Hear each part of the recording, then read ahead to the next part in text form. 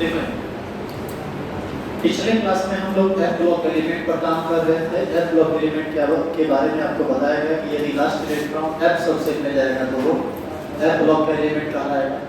फिर आपको बताया गया कि एफ ब्लॉक एलिमेंट में कुल 2 सीरीज 4f सीरीज और 5f सीरीज और आप इसको लिख भी लिए 4f सीरीज है 5f सीरीज इसको लिख लिए।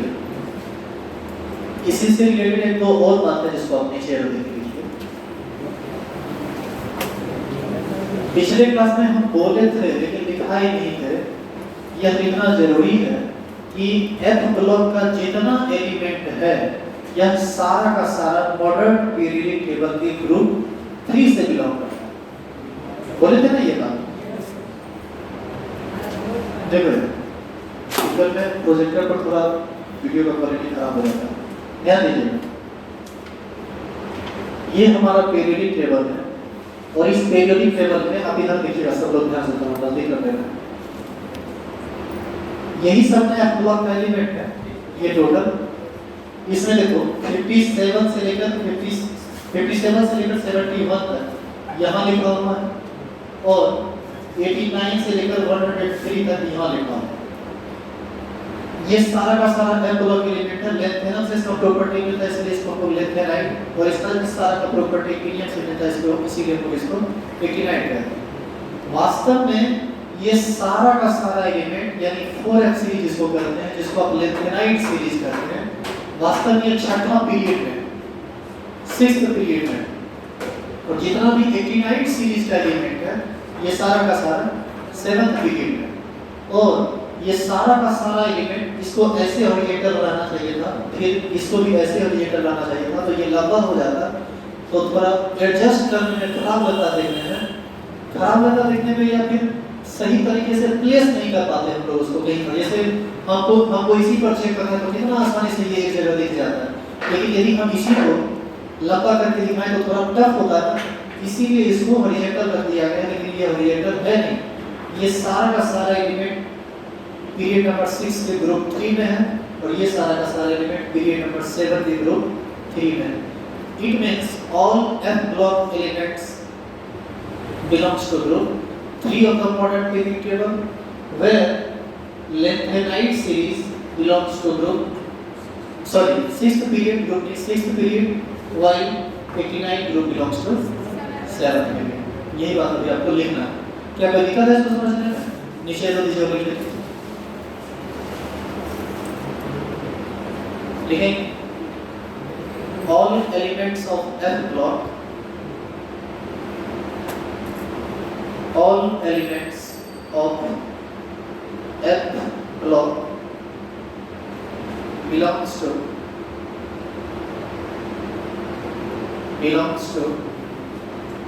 group 3 of the ordered periodic table, group 3 of the ordered periodic table। अब देखिए वो जो लफड़ा हो गया था पिछला दिन हम जब पढ़ रहे थे, तो एक लफड़ा हुआ था ना कि ये सारा का सारा एस ब्लॉक, इधर से इधर सारा का सारा डी ब्लॉक, और बीच में ये सारा का सारा ये पी ब्लॉक है, सॉरी ये पी ब्लॉक है और ये बी ब्लॉक। तो लफड़ा ये हुआ था कि एफ ब्लॉक किस में आता है, किस ग्रुप में आता है।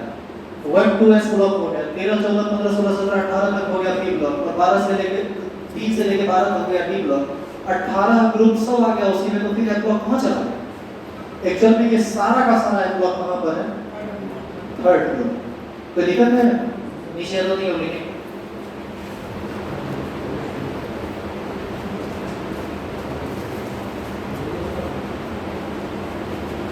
बैठ जाइए, जल्दी बैठ।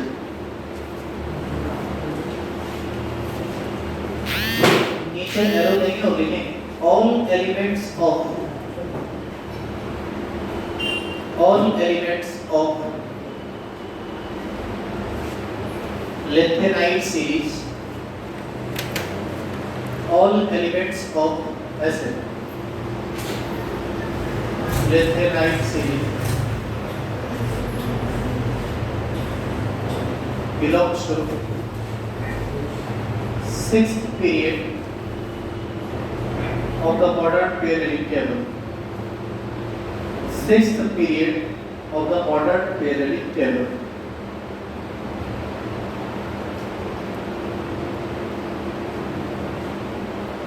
नीचे फिर से डालें और लिखें all elements of actinide series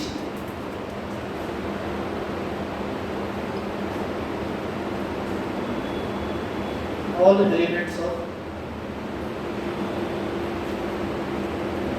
actinide series belongs to seventh period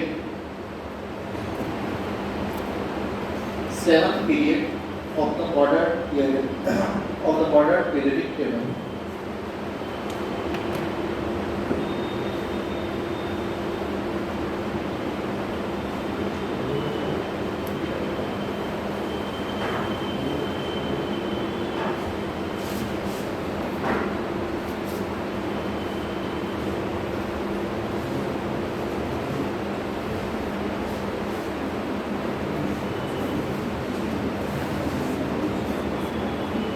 सब एलिमेंट के बारे में पढ़ लिया ना। अब ओवरऑल कंक्लूजन करते हैं हम सब लोग सारे एलिमेंट का। टोटल कितना एलिमेंट है? 180 टोटल, जो अभी तक नेचर में फाउंड। अच्छा, आप लोग ये बात याद दिला दिया कीजिए रोज में, ये आपकी जिम्मेदारी बनती है। आगे के जितना तो 2-4 मिनट में बैठे रहते हैं, बता दिया कीजिए कि लेक्चर नंबर आपका क्या है। ये बहुत ज्यादा जरूरी है, पढ़ने से ज्यादा जरूरी होना पढ़ने। ऑनलाइन क्लास में सब डिस्टर्ब हो जाते हैं हम लोग, दोनों का दोनों लेक्चर पहुंच जाता है। लेक्चर नंबर क्या है? 6।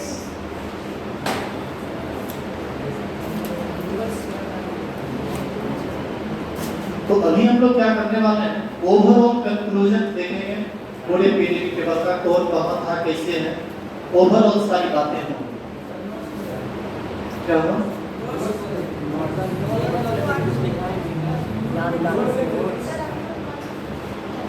नोट्स बोले किसके? डी ब्लॉक के बारे में। हाँ, ये बहुत बढ़िया किया याद है। हालांकि ये बात जो भी हम लिखाने वाले हैं नोट में, एक एक्स्ट्रा बात है अभी जो आपको बताने वाले हैं। इसकी जरूरत अभी उतना तो नहीं है, आप इसकी जरूरत 12th में आपको पड़ेगी, ठीक? लेकिन फिर भी सुन लीजिए।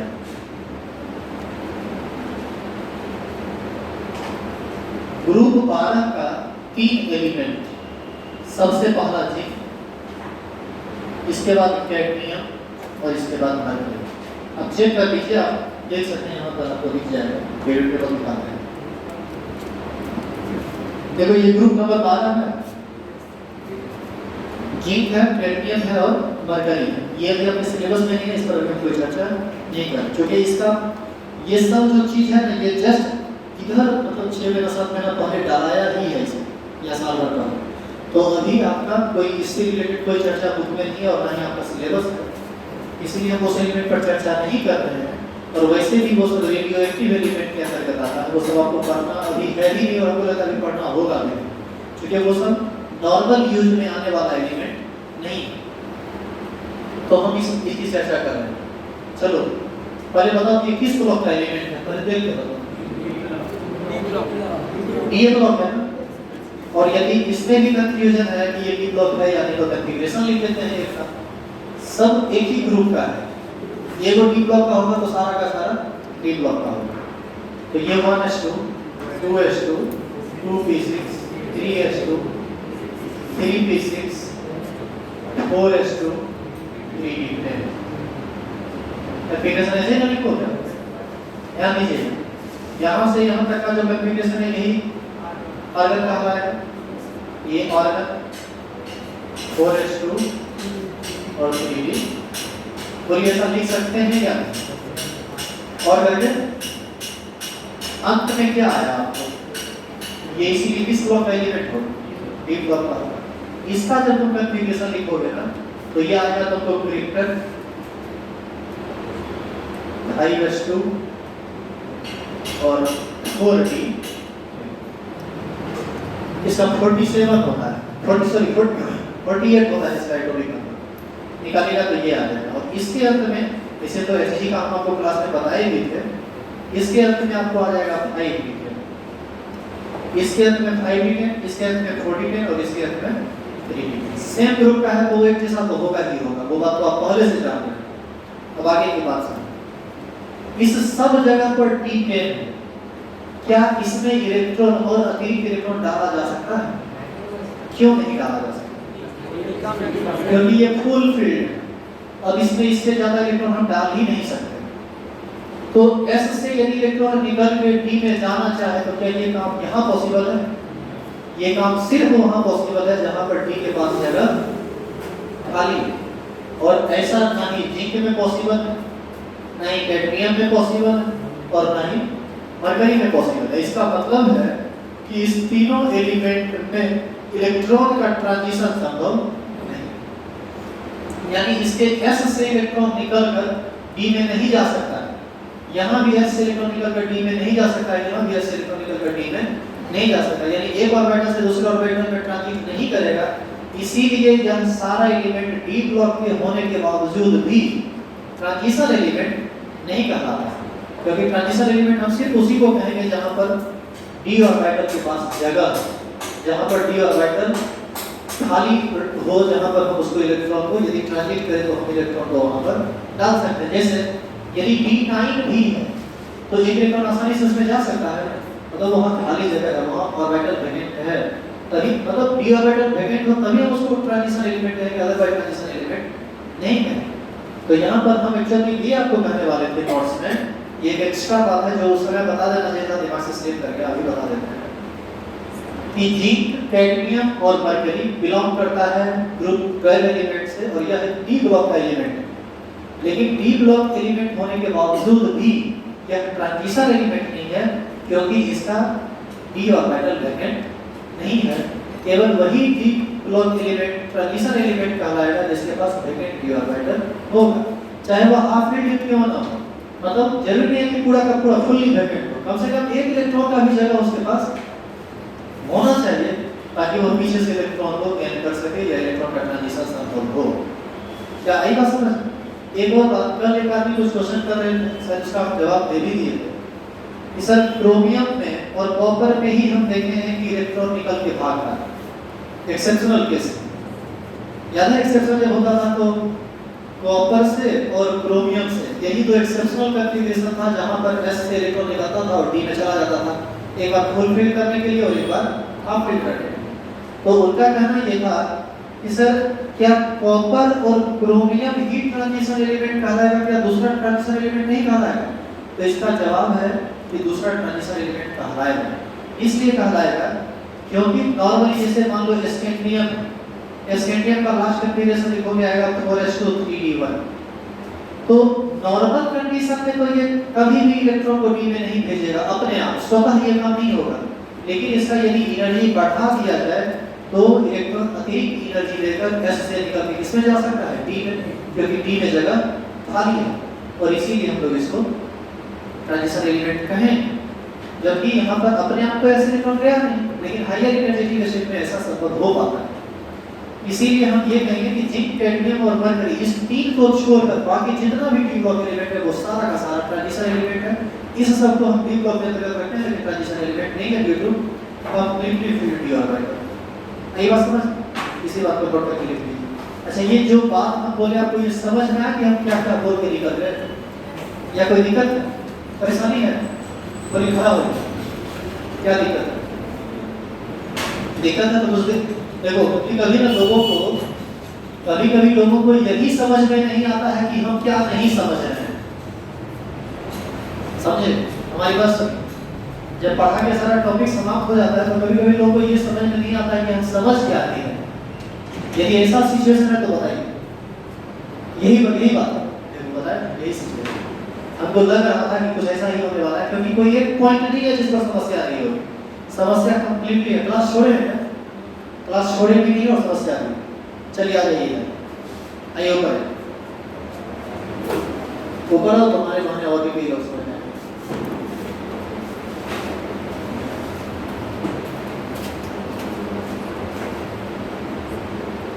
मैट्रिक में कितना नंबर है इसको बोले कौन है जोर से?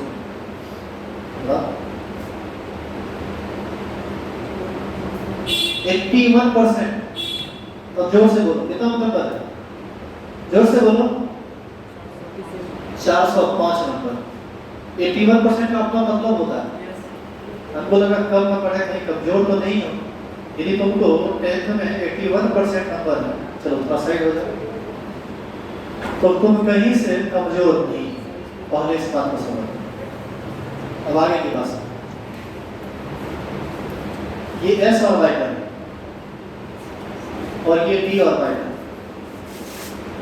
और s से इलेक्ट्रॉन का निकलकर d में जाना इलेक्ट्रॉन का ट्रांजिशन कहलाता है, ठीक है।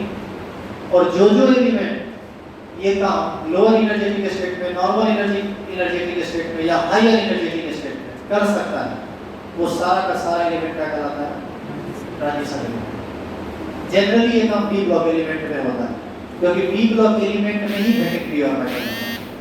p ब्लॉक एलिमेंट रहेगा तब तो लास्ट में p रहेगा, और लास्ट में p रहेगा तब उसका कॉन्फ़िगरेशन या तो p1 होगा या p2 होगा या p3 p4 p5 p6 p7 p10 होगा। देखिए मान लीजिए कोई p ब्लॉक है, लास्ट में तो p हो गया ना, और ट्रांजिशन सिर्फ s और t के बीच का होता है, तभी हम उसको ट्रांजिशन सीरीज कहते हैं। तो ऐसी स्थिति में अब ये समझ में आया कि जिसके पास वेकेंट p ऑर्बिटल होगा वो ट्रांजिशन करेगा, जिसके पास वेकेंट p ऑर्बिटल नहीं होगा वो ट्रांजिशन नहीं करेगा, और ऐसा सिर्फ p ब्लॉक एलिमेंट ही कर सकता है। अब इसी के अंत में d1 और s2 है, पहले s आएगा फिर d आएगा। मान लीजिए 4s2 है और 3d1, तो ऑर्बिटल वाइज इसका कॉन्फ़िगरेशन लिखे, बताइए कैसे भरेंगे? इलेक्ट्रॉन भर जाएगा।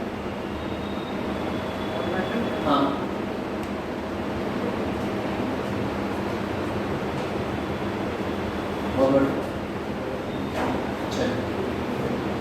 ये नॉर्मल कंडीशन है या एक्साइटेड कंडीशन है? Normal condition. एक्साइटेड कंडीशन का मतलब होता है कि थोड़ा एनर्जेटिक स्टेट और सब साइड पर पीछे सब आदमी लिखिएगा, ये इसका नॉर्मल एनर्जी स्टेट। यदि हम इसको गर्म करते हैं तो इसकी एनर्जी बढ़ेगी, और इसकी एनर्जी बढ़ेगी तो इलेक्ट्रॉन की भी एनर्जी बढ़ेगी। इलेक्ट्रॉन का जब एनर्जी बढ़ता है, देखो यही बात हो सकता है तुम्हारे दिमाग में नहीं गया, इलेक्ट्रॉन का जब एनर्जी बढ़ता है ना, तो वह यदि कम ऊर्जा वाले ऑर्बिटल में यदि वह है, तो वह अधिक एनर्जी देकर लोअर एनर्जी वाले ऑर्बिटल में नहीं रहेगा, वो जंप कर जाता है उससे जिसका हायर एनर्जी होता है उसमें। तो s से ज्यादा एनर्जी में टिका है, यदि हम इसको गर्म करें या कहीं से इसको एनर्जी मिले, तो s अनपेयर्ड इलेक्ट्रॉन बन के कहां जंप कर जाएगा? d में जंप कर जाएगा। जंप करना ही कहलाता है ट्रांजिशन। लेकिन मान लो कि यहाँ पर पहले से ये फुल फ्री है, तो जंप करके जाएगा, अगला में नहीं जाएगा, उतना ज्यादा एनर्जी आप उसको दे ही नहीं सकते। अगला सब ऑर्बिट में जंप करने के लिए एनर्जी उतना दे ही कर सकते हैं, एक बार में 1 करोड़ डिग्री सेल्सियस का टेम्परेचर आपको देना पड़ेगा ऐसा करने के लिए, जो कि प्रैक्टिकली पॉसिबल नहीं है। तो जब यहाँ पर ये ट्रांजिशन हुआ, तो तभी ना ट्रांजिशन हुआ जब ये वेकेंट, लेकिन जिसके कॉन्फ़िगरेशन के लास्ट में d है, वहां तो वेकेंट है नहीं, तो वहां पर ये ट्रांजिशन संभव नहीं है। इसीलिए ट्रांजिशन संभव नहीं है तो ट्रांजिशन एलिमेंट नहीं कर रहा है, और ग्रुप ब्रेथ के साथ ऐसी ही बात है। आप समझ में आया? खूब बढ़िया से लिखा है, खूब बढ़िया से तो बताओ हमें समझ में आया?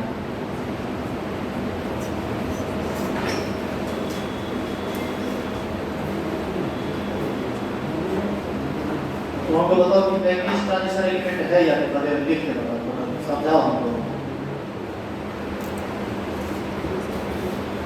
एटॉमिक नंबर 25 होता है, लिखा हुआ है सामने, लिखा हुआ है, पूछता है। हाँ बिल्कुल वही करना ही पड़ेगा, दूसरा कोई तरीका ही नहीं। डायरेक्ट लिखिए और कितना लिख रहे हैं? अच्छा ठीक है, लिखो लिखो लिखो, अपने पास से लिखो, जो करना है करो।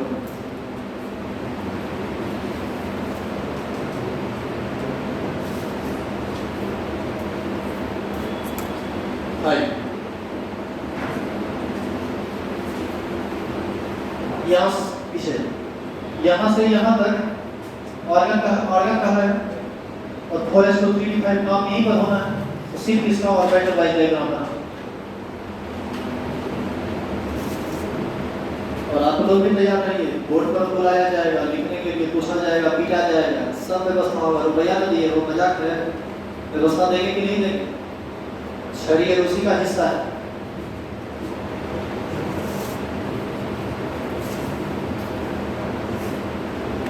सुनो,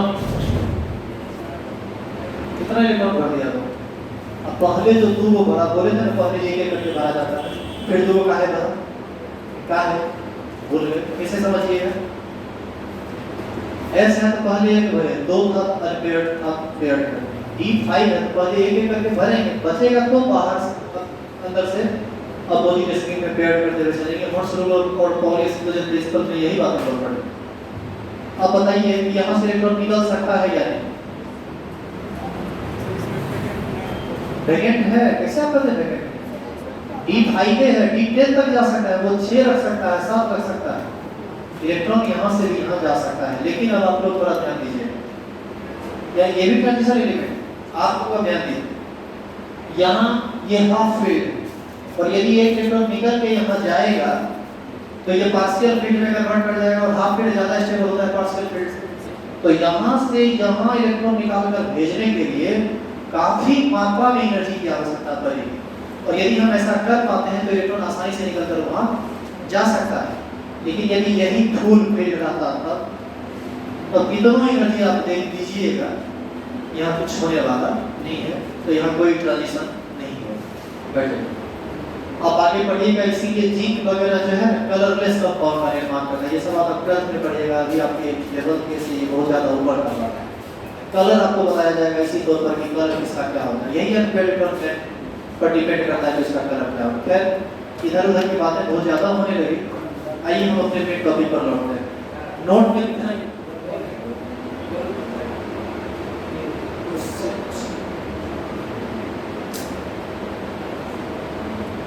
ये भी याद रखना है आप लोगों को।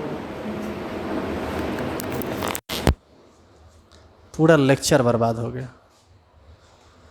चलिए, जो ऑनलाइन पढ़ते हैं कॉर्ड लगाना भूल गए थे, हो सकता है आपको आवाज़ कम आ रहा हो। क्या क्या पढ़ाए हैं जी?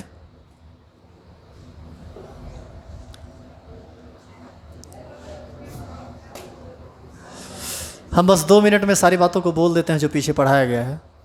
देखो, बताया गया कि एफ ब्लॉक में 2 ग्रुप होता है, लेंथेनाइड सीरीज और actinide series. Lanthanide 6th period से बिलोंग करता है और एक्टिनाइड 7th पीरियड से बिलोंग करता है। उसके बाद ये सारे के सारे एफ ब्लॉक के जो एलिमेंट्स हैं, ये सारे के सारे ग्रुप 3 से बिलोंग करता है।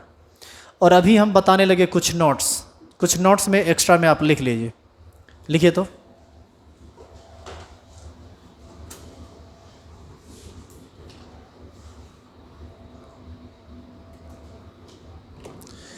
लिखेंगे नोट में, जिंक, कैडमियम, इसका एटॉमिक नंबर होता है 30, इसका होता है 48, एंड मरकरी जिसका एटॉमिक नंबर 80 होता है।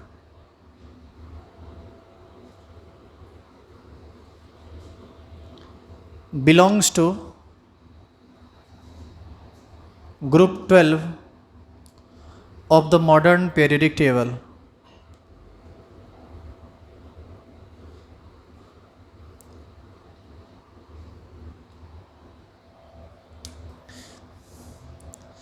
These are D block elements. These are D block elements. Paragraph change करके लिखेंगे, all D block elements are called transition element. All D block elements are called transition elements. Transition element. But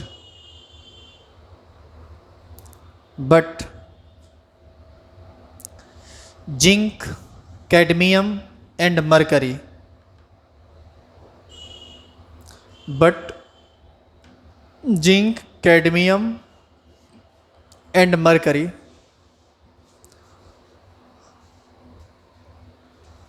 are not transition element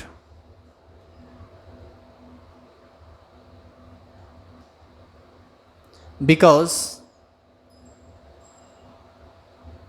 they have fulfilled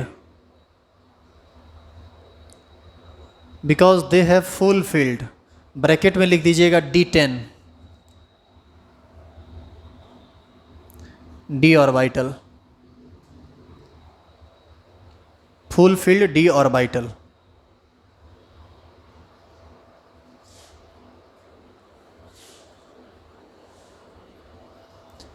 कोई दिक्कत है इसमें? Question पूछता है कभी कभी which of the following elements are not transition element. सारा का सारा ऑप्शन तुमको दे देगा डी ब्लॉक का और उसमें एगो इस तीनों में से कोई एगो डाल देगा। है ये डी ब्लॉक का लेकिन ये ट्रांजिशन एलिमेंट नहीं है। अब कोई दिक्कत नहीं ना इसमें। अब आगे बढ़ते हैं।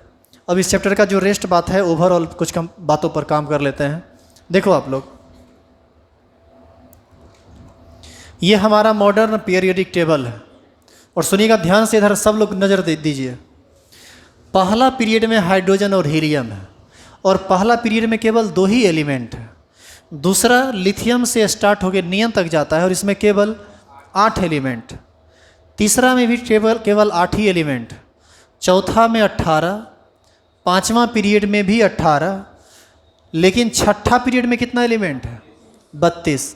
कहाँ 32 आपको दिख रहा है?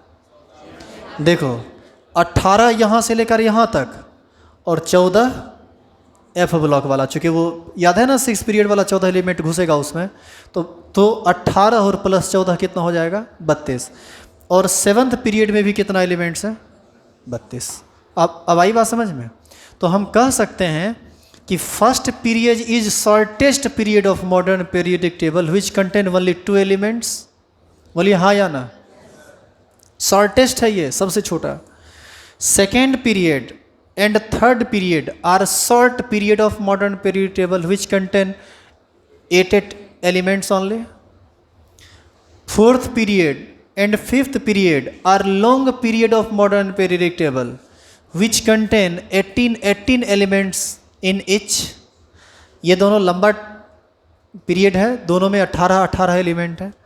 और 6th and 7th period are longest period of modern periodic table which contain 32 elements in each। बोलिए हाँ या ना? अब आप पहले इस बात को लिख लीजिए। अच्छा, ये समझ में आया कि यहाँ 32 कैसे है?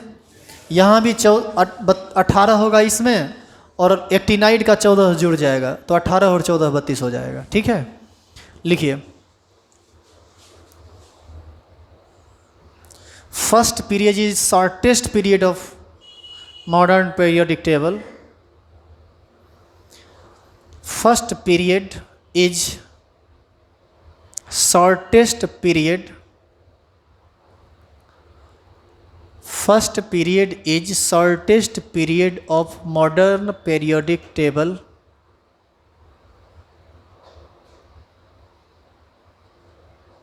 which have only 2 elements, which have only 2 elements। Next arrow।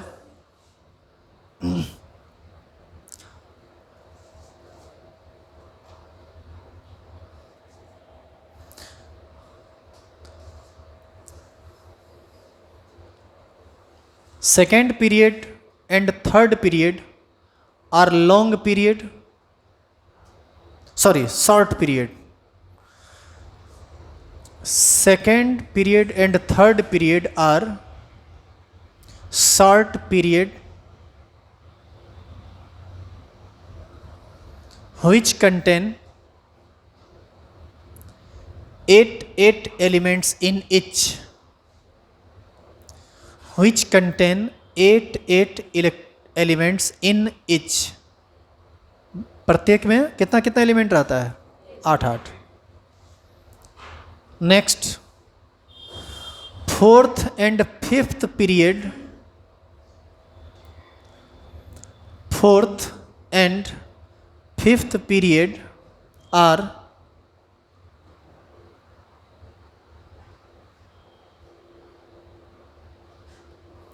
fourth and fifth period are long period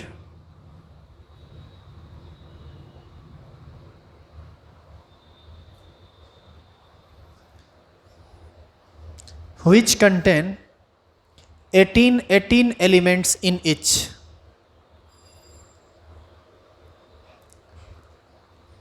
18 elements in each।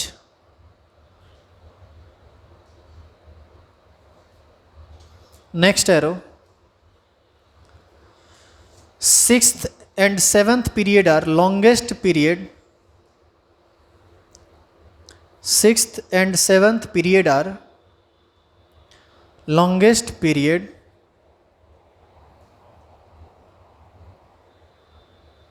which contain 32 elements in each। which contain 32 elements in each। क्या कोई दिक्कत है इसमें? अच्छा ये बताओ तो,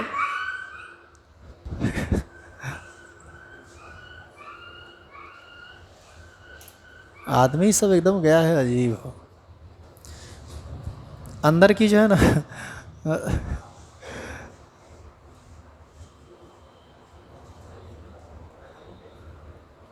सुनो,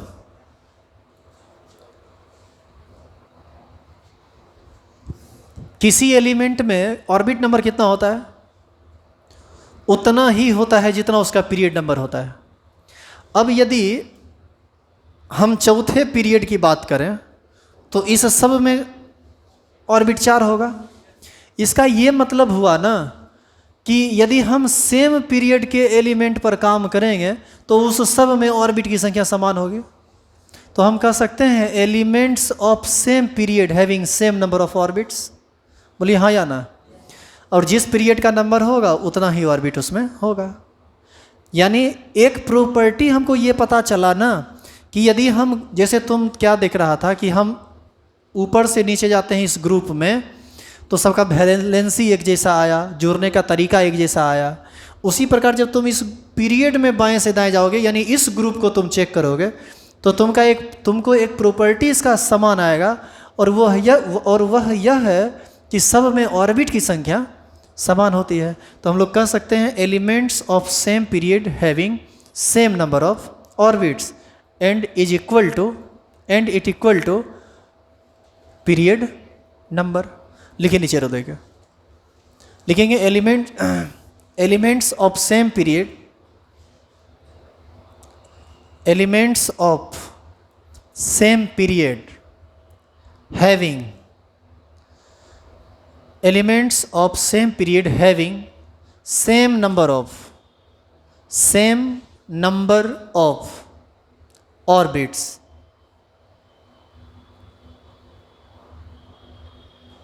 and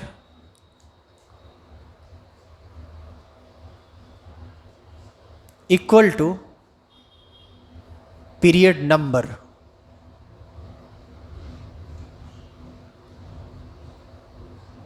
हो गया, लिख लिए। अब एक और बात सुनिए, पिछले क्लास में तुम देखा था जब हम सोडियम वाले ग्रुप पर काम कर रहे थे तो सब के आउटर मोस्ट सेल में एक इलेक्ट्रॉन आया। सेकेंड पीरियड पर काम किए तो सब के आउटर मोस्ट सेल में दो इलेक्ट्रॉन आया। उसी तरह से जब तुम इसमें देखोगे ना 13वां में 3A में सब में 3 आएगा, सब में 4 5 5 6 7 7 और 8 8। इसका क्या मतलब हुआ ये पता चला तुमको? Elements of same group have same number of electrons in their outermost cell, और डायरेक्ट वैलेंस सेल कह दीजिए और वैलेंस इलेक्ट्रॉन कह दीजिए। क्या बात समझे ये जो हम बोले सो? लिखिए नीचे रो देखे, elements of same group, elements of same group have elements of same group have same number of, दो तरह से लिख सकते हैं, same number of valence electron लिख दीजिए या फिर same number of electrons in their valence shell लिख दीजिए, क्योंकि वैलेंस सेल के इलेक्ट्रॉन को ही ना वैलेंस इलेक्ट्रॉन कहा जाता है।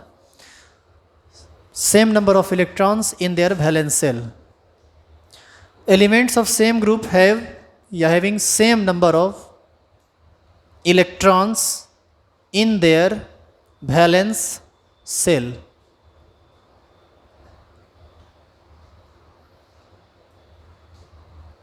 लिख लिया?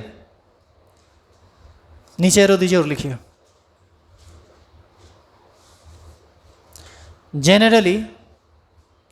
generally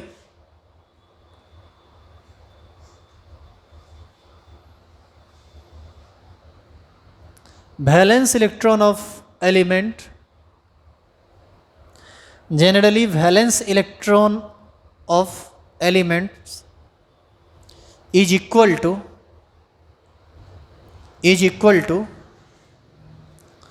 group number,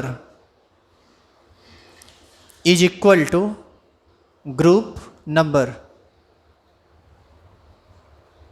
this statement is valid for, नीचे इसी लाइन में लिखिए, इसी में लिखिएगा, पैराग्राफ चेंज करके लिखिए या डायरेक्ट भी लिखिए तो कोई दिक्कत नहीं। This statement is valid for S and P block elements. This statement is valid for S and P block elements. This statement is valid for S and P block elements. कौन कौन है जी S और P block element? हमारा first group है S block और second group है S block और ये सारा ग्रुप है P ब्लॉक। तो ये एक बड़ी बात, इसको देखिए अब आप।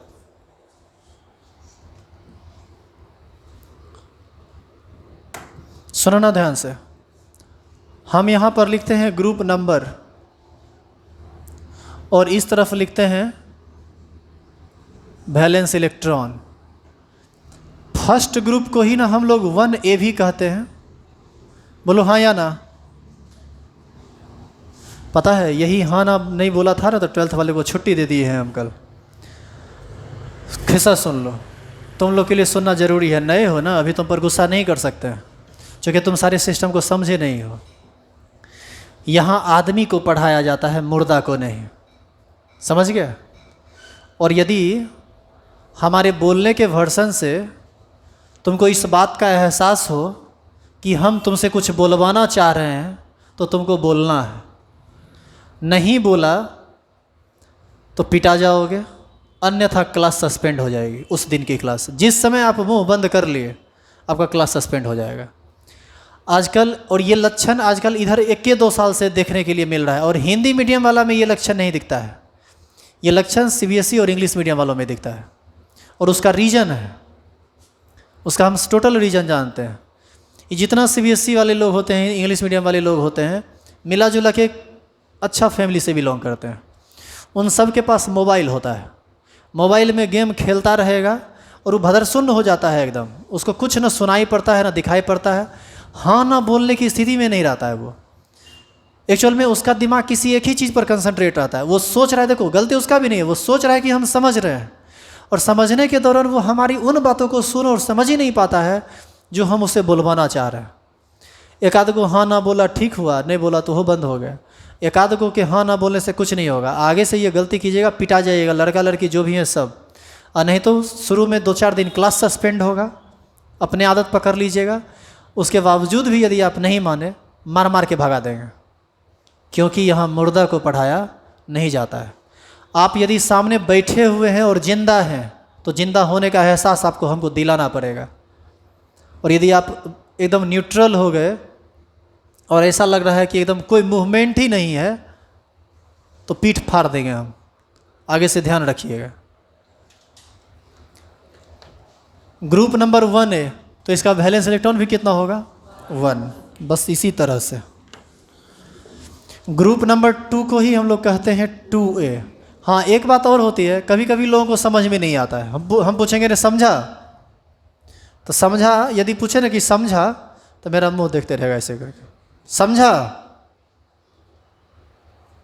हाँ ना कुछ नहीं बोलेगा। अरे भाई नहीं समझ में आया तो ना बोलो, समझ में आ गया तो हाँ बोलो, हमको सुविधा होगी ना। नहीं समझा दोबारा समझा देंगे, और समझ गया तो आगे बढ़ेंगे। लेकिन तुम कन्फर्म करोगे तब ना। तुम कन्फर्म ही नहीं किया, समझा कि नहीं समझा, हम बकलोल की तरह बैठे होंगे। समझा रहे? ऐसे में बहुत ज़्यादा गुस्सा आता है। इसलिए गुस्सा आता है कि जिसको हम पढ़ा रहे हैं उससे हम पूछ रहे हैं कि रे तुम समझ में आया कि नहीं, मतलब वो कुछ रिस्पॉन्स करे तब ना। हम कैसे समझे, हम भगवान थोड़ी हैं। और दूसरा, हम इतना बकबक करते हैं और तुमको हाँ और ना बोलने में दांती लग जाता है, तुरंत दांती छोड़ा दिया जाएगा 1 मिनट में। वो हमारे चुटकी का काम है। देखो किसी दिन फेरा में पड़ा तो एहसास हो जाएगा इसका कि हम झूठ बोल रहे हैं कि गलत बोल रहे हैं या सही बोल रहे हैं। इसमें वैलेंस इलेक्ट्रॉन कितना होगा? 2। 13वां को ही हम लोग बोलते हैं 3a, और इसमें वैलेंस इलेक्ट्रॉन होता है 3। अब देखिए पुराने सिस्टम में, ग्रुप नंबर के पुराने सिस्टम में और ग्रुप नंबर के नए सिस्टम में यही अंतर है।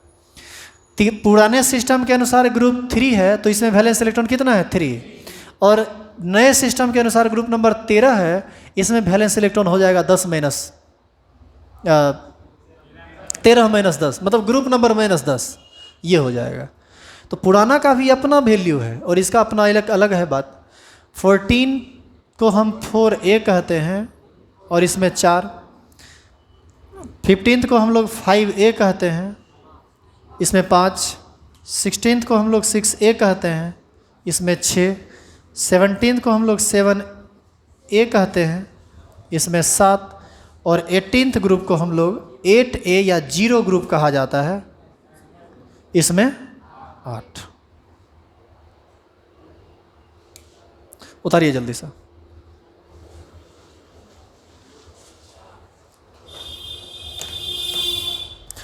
अब बताइए 18th ग्रुप के आउटर मोस्ट सेल में कितना इलेक्ट्रॉन हो गया? 8।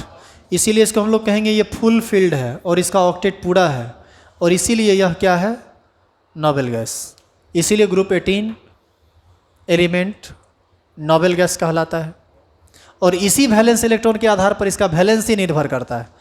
कैसे निर्भर करता है वैलेंसी वगैरह, ये सब बात आज नहीं, ये सब बात कल होगा।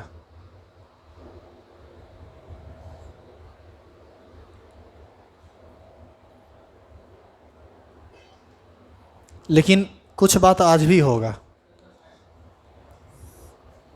और जो बात होगा ना वो हम नहीं करेंगे। पता है ये बात कौन करेगा? नहीं ना पता है? ये बात तुम करोगे। तुमने ना समझा कि हम क्या कह रहे हैं? समझ लो बढ़िया से। अभी तुमसे पूछेंगे कि आर्सेनिक के वैलेंस सेल में कितना इलेक्ट्रॉन होता है, तुरंत तुमको याद करना पड़ेगा नेपाल, पाकिस्तान, ऑस्ट्रेलिया सब बीमार। 15वां ग्रुप का ये एलिमेंट है और इसके आउटर मोस्ट सेल में 5 इलेक्ट्रॉन होगा। समझ रहा है ये कैसे क्वेश्चन किया जाएगा? हड्डी पसली सब एक करेंगे, आज नहीं कल। आइए कल थोड़ा तैयार होके आइएगा, पीठ मजबूत करके।